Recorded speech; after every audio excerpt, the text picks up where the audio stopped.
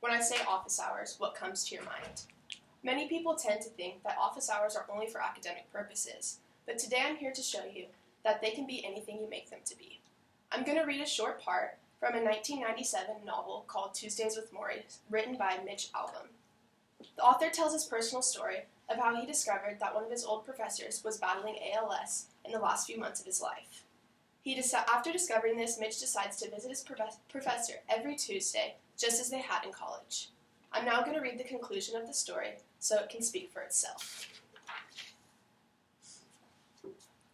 This book was largely Morrie's idea. He called it our final thesis. Like the best of work projects, it brought us closer together, and Morrie was delighted when several publishers expressed interest, even though he had died before meeting any of them. The advance money helped pay Morrie's enormous medical bills, and for that we were both grateful. The title, by the way, we came up with one day in Morrie's office. He liked naming things. He had several ideas. But when I said, "How about Tuesdays with Morrie?" he smiled in an almost blushing way, and I knew that was the one. After Morrie died, I went through boxes of old college material, and I discovered a final paper I had written for one of my classes.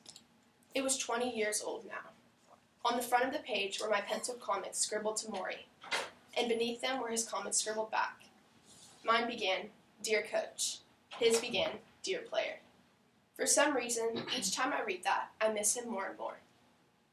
Have you ever really had a teacher? One who saw you as a raw but precious thing, a jewel that with wisdom could be polished to a proud shine. If you are lucky enough to find your way to such teachers, you will always find your way back. Sometimes it is only in your head, sometimes it's right beside their beds. The last class of my old professor's life took place once a week, in his home, by a window in his study, where he could watch a small hibiscus plant shed its pink flowers. The class met on Tuesdays. No books were required. The subject was the meaning of life, and it was taught from experience. The teaching goes on.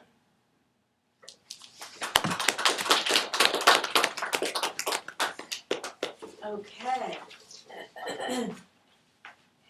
Ellie, how did this get? A little different than everything else that you've done. What do you think? I don't really like it because I don't like, because obviously I don't have the book memorized, so it's hard, because I don't like to look down. So I like to make eye contact and stuff, so it's challenging, having to look down, read, look down, but I guess that's how the oral interp goes. So. Okay.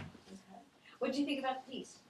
The book is one of my favorite books ever, because it's he meets with his professor and out of college, it's 20 years later, and he still goes to basically his office hours, and it's he just Morrie, the one that's passing away from ALS, he teaches him life lessons and stuff. I don't know, it's just a book that really helped open my eyes and stuff. So I really enjoy it. I think you guys should read it too. Okay, audience, if you could please offer Ellie some feedback. I really liked your use of the rhetorical question in the introduction. It's a good way to start it off. Yeah, I just liked your I thought the introduction was nice, so it's sort of higher, maybe applicable to us, which is nice. And there was some cool choices, so it was interesting. Thank you.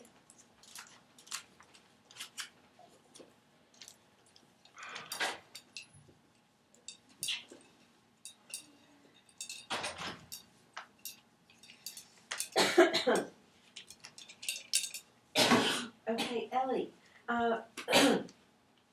Yeah, I've had this book used often.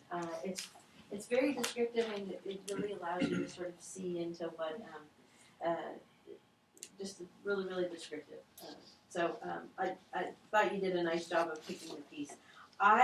In terms of your introduction, the only thing I would say, and you did it sort of towards the end, actually, in our little conversation after, and that was connecting yourself to the piece. So just to have that one statement in there so that we see, why you selected it. So that would be my suggestion. I appreciated the frame that you gave. You're all college students in here, and really making that connection with the audience and building in that connection so that we can all sort of be in that space with you. I thought that was a clever selection so that you could really engage the audience with that regard. I thought that worked to your advantage.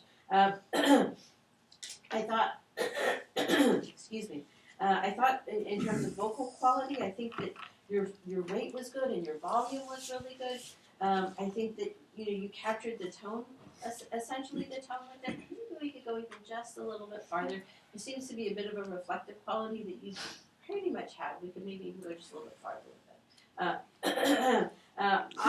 It's funny because I noticed your intentionality behind trying to make eye contact with us, and really being thoughtful about your audience. Sometimes when people start doing oral interps, it's like, screw it, and they're just down here the whole time. But I really appreciated your intentionality in coming back to us, and really continuing to establish that connection and that relationship, and being really thoughtful about the entire room. It takes work. I know that. It is. And especially trying not to lose your spot on your page. It was a struggle. But there was an intentionality behind that. I would say just be careful, stay on both feet, kind of sunk into your hips for a while there. So just stay up nice and tall. I thought, in terms of the overall meaning and the projection of it, I think you kind of captured what was the essence of what was going on. Thank you. Thank you.